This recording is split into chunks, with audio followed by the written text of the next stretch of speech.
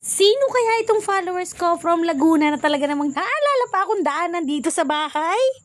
Gising-gising ko nga lang guys. At mayroon nga daw ako dumaan na followers. Ha! Sikat yun! Ayun. May pinuntahan daw sila sa Bicol at naalala nga daw nila na daanan nga ako dito sa Quezon. Kaya naman sobrang nakakataba ng puso yun. Kahit na ang totoo ay wala naman ako na ipakain sa kanila. Kaya naman nga ito at naalis na sila. Bye-bye! Thank you! Magdaan! Ay, grabe talaga sila. Wala lang, natutuwa lang ako kasi kahit wala talaga akong pinamerienda pero naalala nila talaga ako. Naiiyak ka pa, kaoy mo eh. Dumaan lang talaga sila para bumisita lang. Thank you sa pagbisita. Shoutout sa'yo, Tita Lisa and Ate Sad. Thank you. At nang matapos nga yun, ay naalala kong harapin itong mga coins sa kung saan nga ibinayad sa akin ng isang araw pa. May mga customer kasi kami na minsan nga mga coins yung binabayad nila kasi meron silang mga piso wifi o kaya minsan mga naipon nila.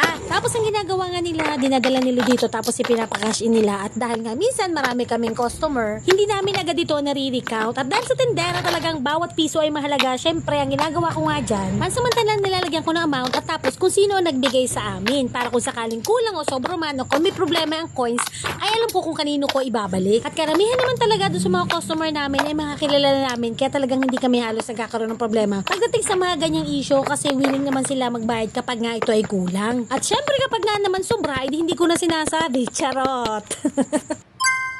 Matapos ko nga magbilang ng coins, minaamoy nga ako niluluto ni Papa at talagang confirm tuyo nga ang ulam namin ngayong araw. At may kapares siyang mainit pa talagang bagong lutong munggo. Dahil hindi nga lang kami ang kakain yan, dahil meron nga kami kasama dito sa bahay, syempre bibilangin natin yung ulam natin para walang masaya.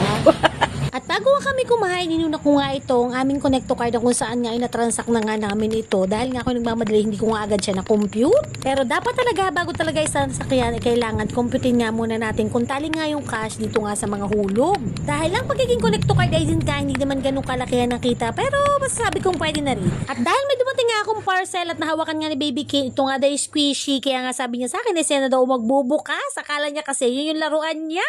Ang hindi niya alam, ito ay shoe cover o putsak o kahit anuman tawag diyan, bahala na kayo kung anong alam ninyo. Tama nyo na lang kung mali ako.